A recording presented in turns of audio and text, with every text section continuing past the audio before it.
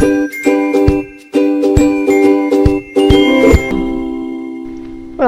to Level 4, Capability. Do you have the right skills to achieve your goal? Maybe you believe you don't. However, the skills are already inside you, they just might be temporarily frozen until you update how you look at your identity. The problems on the skills level is usually related to inner blockages on the identity level and the self-worth. 3/4 of women agree with this statement. I don't have enough confidence to start a relationship. Do you also say, I need to get more confidence in order to meet the right man? Okay, but how do you get more confidence? We have all heard about confidence, but how to really practice it? What is it made of? Is it a skill like any other, like cooking, for example, where you just do it 10 times and then you know how to do it? I don't think so. In my opinion, confidence is more of a complex state of mind that consists of several things: strong identity, inner safety, orientation towards your goal, and the action and courage to go after your goal. Now it starts to make a bit more sense. What are the things that you need to practice?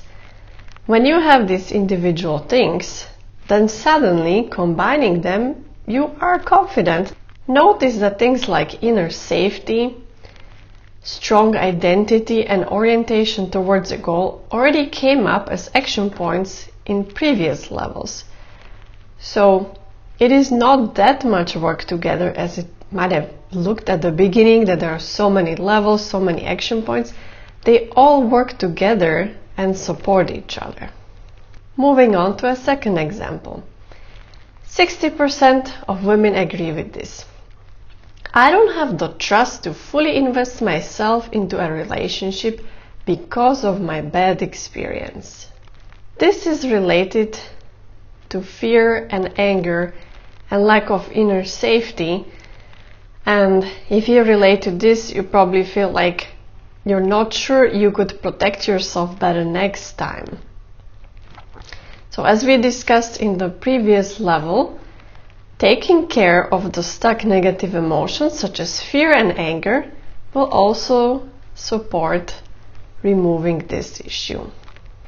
Half of the women say that I am not pretty, intelligent, sociable, interesting, and so on enough in order to have the relationship that I want.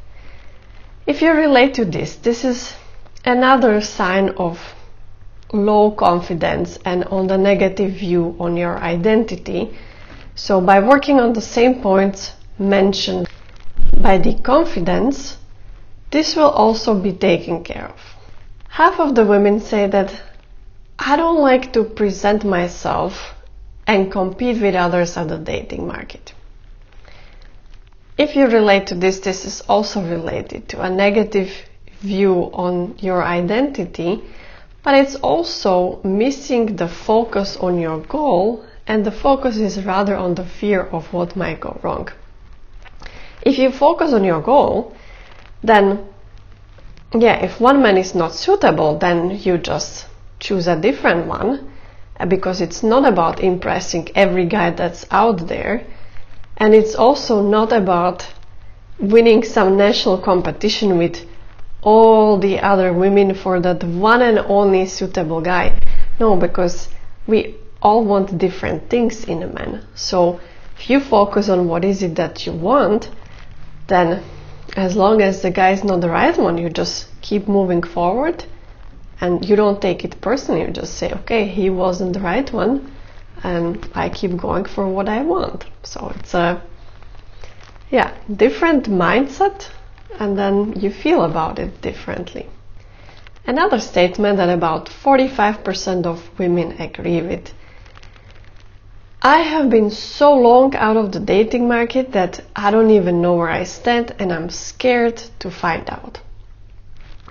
I was in a similar situation years back, so I understand it's human to be scared. But what helped me was to overcome my fears and have enough courage to at least try it out. What are my options? And then I was surprised I actually had a lot of options. So I would suggest the same to you. Have enough courage to test it out. Once I did a test with a 60-year-old lady to help her see what her options were. And we found out that even at this age she has several hundred men interested in her potentially. So options are there at any age, and you might be surprised that this is not even an issue. And a last example that about 45% of women identify with is this. I am currently so down that nothing good comes to my life. If you feel like this, it's related to a very low energy frequency. And such frequency attracts bad things in your life. So you might also notice health problems, financial problems, arguments with friends. Maybe you lose something like a purse, your keys, or other random stuff goes wrong in your life that seems to be totally unrelated to each other. It can go so low that you can actually develop a depression.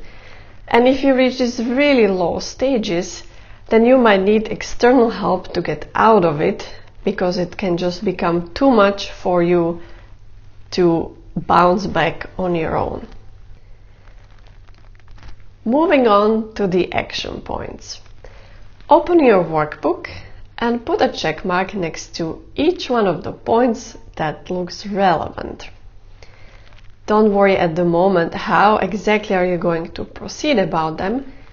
For now, just build your action points. We have 2 action points. First one. I want to build more confidence. In order to do this, I need to practice strong identity, inner security, orientation towards my goal, and connecting to courage by taking small steps of actions. I will search for support if needed. Second action point. I want to have more energy and feel positive about my life instead of being so down. I need to consult a doctor to rule out any medical reasons for my condition. Based on the findings, I might need the support of a doctor, therapist, or a coach to bounce back to stable levels, which will help me plan my future steps. Why is this point described in this way? Because sometimes this low energy can be related to simple medical reasons, such as overgrowth of candida bacteria in your guts can cause the same symptoms like depression, or lack of iron can make you feel super tired. So it's useful first to make sure that you don't have any of these conditions, and then the doctor will help you assess whether you're having too much stress, or whether it's some trauma, or what else is going on in your life, and support you to reach stable level.